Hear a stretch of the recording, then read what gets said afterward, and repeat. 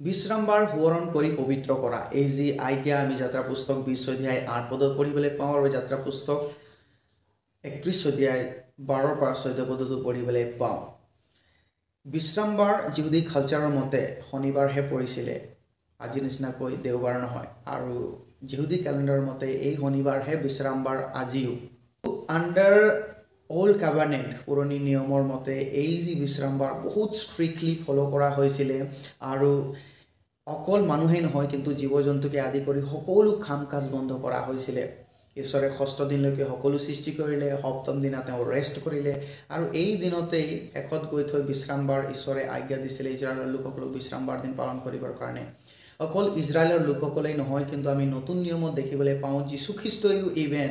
এই শনিবাৰে বিশ্ৰামবাৰৰ দিনা মন্দিৰত গৈ উপদেশ দিছে। তাৰমানে যীশুখ্ৰীষ্টইও এই শনিবাৰ দিনাই আৰাধনা কৰিছিল। অকল যীশুখ্ৰীষ্টই নহয় কিন্তু তেওঁৰ শিষ্যসকলো শনিবাৰ বিশ্ৰামবাৰৰ দিনা গৈ মন্দিৰবিলাকত উপদেশ দিছিলে। কিন্তু কিয় আজি আমি দেওবাৰে উপাসনা কৰোঁ বা দেওবাৰে আৰাধনা কৰা হয়? শনিবাৰ পৰা দেওবাৰ কোনে লৈ গ'ল আৰাধনাটো? এয়া কিবা আজ্ঞা উলংঘন কৰা হয় নহয়,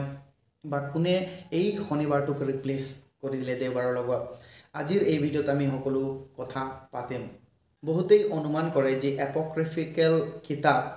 গছপেল অফ পিটাৰ, যি নেকি বাইবেলত এড কৰা হোৱা নাই, এই কিতাপতে একচুৱেলি শনিবাৰ পৰা দেওবাৰলৈ আৰাধনা শিফ্ট কৰাৰ কথা মেনশ্যন কৰা হৈছে বুলি অনুমান কৰে। কিন্তু দ্বিতীয় শতিকাত এজন বিশেষজ্ঞ আৰু এজন ব্যক্তি যাৰ নাম আছিলে এলবাৰ্টাছ মাগনাছ, এই ব্যক্তিজনে যি এই 10 আজ্ঞা আছিলে,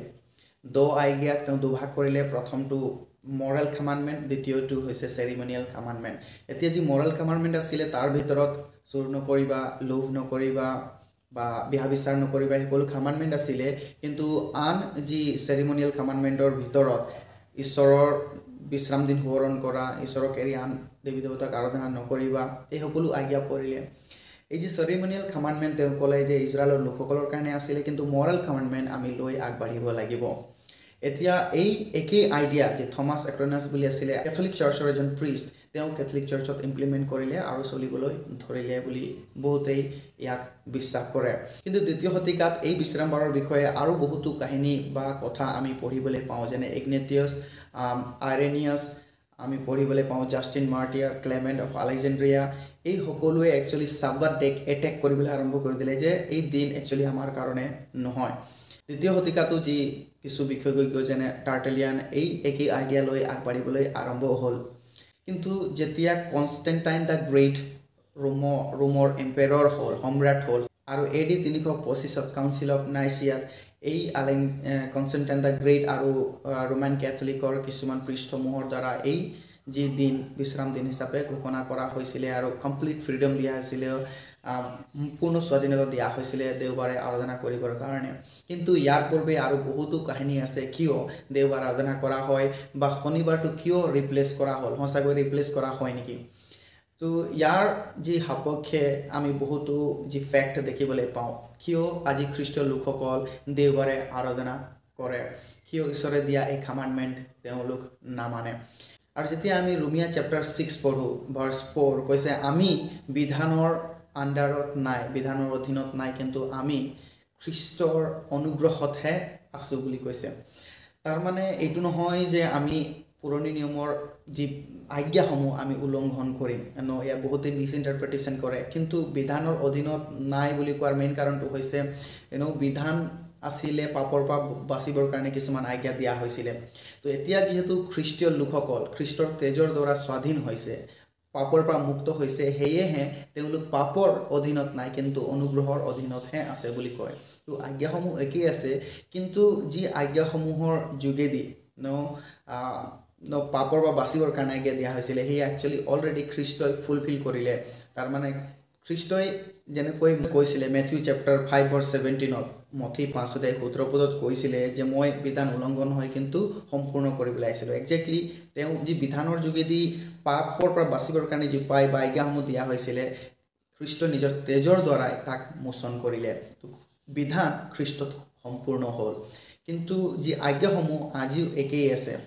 আৰু এই যি আজ্ঞাসমূহ একচুৱেলি দুটা ভাগত ভাগ কৰা হৈছে, অল্ড কাভাৰ্নেণ্ট এণ্ড নিউ কাভাৰ্নেণ্ট বুলি কয়, পুৰণি নিয়ম আৰু নতুন নিয়ম। তো যিসকল খ্ৰীষ্টৰ অধীনত আছে তেওঁলোক একচুৱেলি নতুন কাভানেণ্টৰ আণ্ডাৰত পৰে আৰু যিসকল পুৰণি নিয়ম বিধান অনুসৰণ কৰে যিহুদী লোকসকল তেওঁলোক এতিয়াও এই পুৰণি আণ্ডাৰত কাভানেণ্টৰ আণ্ডাৰত পৰিছে কাৰণ তেওঁলোক খ্ৰীষ্টক মানি লোৱা নাই আৰু খ্ৰীষ্টৰ তেজক মানি লোৱা নাই এতিয়া যিসকলে খ্ৰীষ্টৰ তেজক মানি লৈছে তেওঁৰ তেজৰ দ্বাৰা মোচন হৈছে বুলি বিশ্বাস কৰে তেওঁলোক একচুৱেলি গ্ৰেছ অনুগ্ৰহৰ আণ্ডাৰত আছে অধীনত আছে সেয়েহে এই যি শনিবাৰ বিশ্ৰামবাৰটো এইটো বিশ্বাস কৰা হয় যে ইজৰাইলৰ লোকসকলক এই আজ্ঞা পাৰ্টিকুলাৰলি দিয়া হৈছিলে ইজৰাইলৰ লোকসকলক এই আজ্ঞা দিয়া হৈছিলে বিধান অনুসৰি আৰু নতুন নিয়মত এনেকা নহয় যে লোকসকল দেওবাৰ শনিবাৰটোক শিফ্ট কৰিলে বিশ্ৰামবাৰ আজিও সেইটোৱে হয় কিন্তু আমাৰ কাৰণে আৰাধনাৰ দিন হয়তো প্ৰতিদিনেই হ'ব পাৰে কিন্তু কনষ্টেণ্টাইন দ্য গ্ৰেট AD 325 যি কাউন্সিল অফ নাইচিয়া শনিবাৰ বা দেওবাৰ দিনটো যেতিয়া হলিডে হিচাপে ঘোষণা কৰিলে বন্ধ দিন হিচাপে বা ৰেষ্ট ডে হিচাপে সেইদিনা আৰাধনা কৰিবলৈ বহুতো ফ্ৰীডম পালে 2 নম্বৰ কথা অকল যে এয়াই কাৰণ হয় এয়া নহয় কিন্তু আমি চাবলৈ পাওঁ খ্ৰীষ্টিয়ান আৰু যিহুদী দুটা সেক্ট হৈ গৈছিলে প্ৰথম শতিকাত যিসকলে খ্ৰীষ্টক গ্ৰহণ কৰিলে তেওঁৰ নীতি শিক্ষা অনুসৰণ কৰিবলৈ আৰম্ভ কৰিলে তেওঁলোক একচুৱেলি যিহুদী লোকসকল তেওঁলোকৰ দ্বাৰা বহুত নেগলেক্ট আৰু বিৰোধ পাব লগা হৈছিলে বিৰোধৰ সন্মুখীন হ'ব লগা হৈছিলে সেই কাৰণে তেওঁলোক একেলগে আৰাধনা কৰিব পৰা নাছিলে এই শনিবাৰ দিনা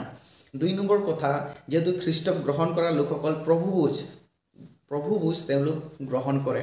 আৰু যিহুদী লোকসকল প্ৰভু বুজ গ্ৰহণ নকৰে কাৰণ তেওঁলোক খ্ৰীষ্টক অনুসৰণ নকৰে সেয়েহে এই দুটা কাৰণত তেওঁলোক একেলগে আৰাধনা কৰিব পৰা নাছিলে এই কাৰণে তেওঁলোক দেওবাৰ দিনা কি কৰিছিলে পিঠা ভাঙিছিলে কৈছে সপ্তাহৰ প্ৰথম দিন তেওঁলোক একত্ৰিত হৈ পিঠা ভাঙিছিলে আৰু এনেকাও নহয় যে তেনেকি ঈশ্বৰে কৈছিলে বিশ্ৰাম দিন সোঁৱৰণ কৰা আমি পুৰণি নিয়মত বহুত কমেই দেখিবলৈ পাওঁ যে সেই দিনাখন লোকসকলে একত্ৰিত হৈ আৰাধনা কৰিছিলে কিন্তু এই যি নতুন নিয়মত আমি দেখিবলৈ পাওঁ আৰাধনা আৰু ফেলোশ্বিপ একচুৱেলি দেওবাৰ দিনটোহে মেনশ্যন কৰা হৈছে আৰু বহুতো কাৰণ আছে দেওবাৰে আৰাধনা কৰাটো প্ৰথমটো হৈছে যীশু খ্ৰীষ্টই এই দিনাই ৰিজাৰেকশ্যন হৈছিলে পুনৰুত্থান হৈছিলে সপ্তাহৰ প্ৰথম দিন বুলি কৈছে আৰু সেয়েহে খ্ৰীষ্টীয় লোকসকল আজি দেওবাৰ দিনা আৰাধনা কৰে দ্বিতীয়তে এই সপ্তাহৰ প্ৰথম দিনাই প্ৰভুৰ দিন বুলি কোৱা হয় দ্য লৰ্ডছ ডে আমি প্ৰকাশিত বাক্য 1 অধ্যায় 10 পদত পঢ়িবলৈ পাওঁ আৰু প্ৰথম কৰিন্থিয়া 16 অধ্যায় 2 পদ সাব্বাত প্ৰভুৰ কাৰণে নহয় কিন্তু প্ৰভু সাব্বাতৰ কাৰণে বুলি কৈছিল আমি মাৰ্ক 2 অধ্যায় 27-28 পদতো দেখিবলৈ পাওঁ কিছু ইংগতি আত্মাৰ যি আশীৰ্বাদ বা বাপ্তিজম এয়াও সপ্তাহৰ প্ৰথম দিন তাৰ মানে দেওবাৰ দিনা বুলি বাইবেলত আমি পঢ়িবলৈ পাওঁ পাচনি কৰ্ম 2 অধ্যায় 1 পৰা 9 পদসমূহ যদি পঢ়ো আমি দেখিবলৈ পাওঁ আমি পাচনি কৰ্ম 20 অধ্যায় 7 পদত পঢ়িবলৈ পাওঁ শিষ্যসকল এই দিন সপ্তাহৰ প্ৰথম দিন গ্যাদাৰিং হয় তেওঁলোক আৰাধনা কৰিছিলে আৰু কৰিন্থিয়া মণ্ডলীক যি পৌলে উপদেশ দিয়া মতে সপ্তাহৰ প্ৰথম দিনাই নিজৰ আয়ৰ যি অফাৰিং বুলি কৈছে লৈ আহি আৰাধনা কৰিবা তো এই সকলো যি ঘটনা আমি চাবলৈ পাইছোঁ সপ্তাহৰ প্ৰথম দিন তাৰ মানে দেওবাৰ দিনা হৈছে সেয়েহে আজি খ্ৰীষ্টীয় লোকসকল দেওবাৰ দিনটোহে আৰাধনা কৰিবলৈ চুজ কৰে তাৰ মানে এইটো নহয় শনিবাৰ দিন ৰিপ্লেচ কৰা হৈছে এই নতুন যি নতুন কাভানেণ্টৰ মতে বিশ্বাস কৰা হয় যে যিকোনো দিনাই আমি আৰাধনা কৰিব পাৰোঁ ঈশ্বৰৰ এনি টাইম এনিৱে কিন্তু দেওবাৰ দিন ৰেষ্ট হোৱাৰ কাৰণে বা হলিডে হোৱাৰ কাৰণে এই দিনাই আৰাধনা কৰিবলৈ বেছি সুবিধা হোৱাৰ কাৰণে আৰু বিব্লিকেল যি স্ক্ৰিপচাৰ প্ৰথম শতিকাৰ বিশ্বাসীসকলো প্ৰথম দিন সপ্তাহৰ প্ৰথম দিনত গেদাৰিং হোৱাৰ কাৰণে তেওঁলোকৰ যি পশ্চিম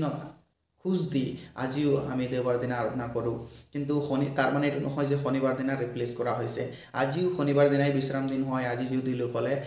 এই দিন সোঁৱৰণ কৰি পবিত্ৰ কৰে আৰু এই দিন তেওঁলোকে যি পুৰণি কাভানেণ্ট এই কাভানেণ্টৰ ভিতৰত থাকিহে পালন কৰে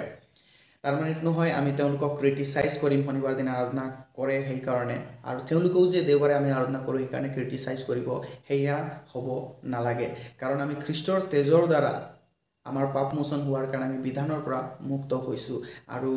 খ্ৰীষ্টৰ নতুন নিয়মত আমি চলিছোঁ আমাৰ কাৰণে সকলো দিন পবিত্ৰ আৰু সকলো দিনেই আমি আৰাধনা কৰা উচিত কিন্তু দেওবাৰ দিন হলিডে হোৱাৰ কাৰণে ৰেষ্ট হোৱাৰ কাৰণে আমি এই দিন আৰাধনা কৰিবলৈ আমি চুজ কৰিছোঁ আৰু শিষ্যসকলৰ আৰু প্ৰথম শতিকাৰ যি বিশ্বাসীসকলৰ এই উদাহৰণ আমি অনুসৰণ কৰি আজি এই দিন আমি পবিত্ৰ কৰোঁ বা আৰাধনা কৰোঁ। মই বিশ্বাস কৰিছোঁ বাৰ্তাৰ দ্বাৰা আপোনালোকে আশীৰ্বাদিত হৈছে। ঈশ্বৰে সকলোকে আশীৰ্বাদ কৰক।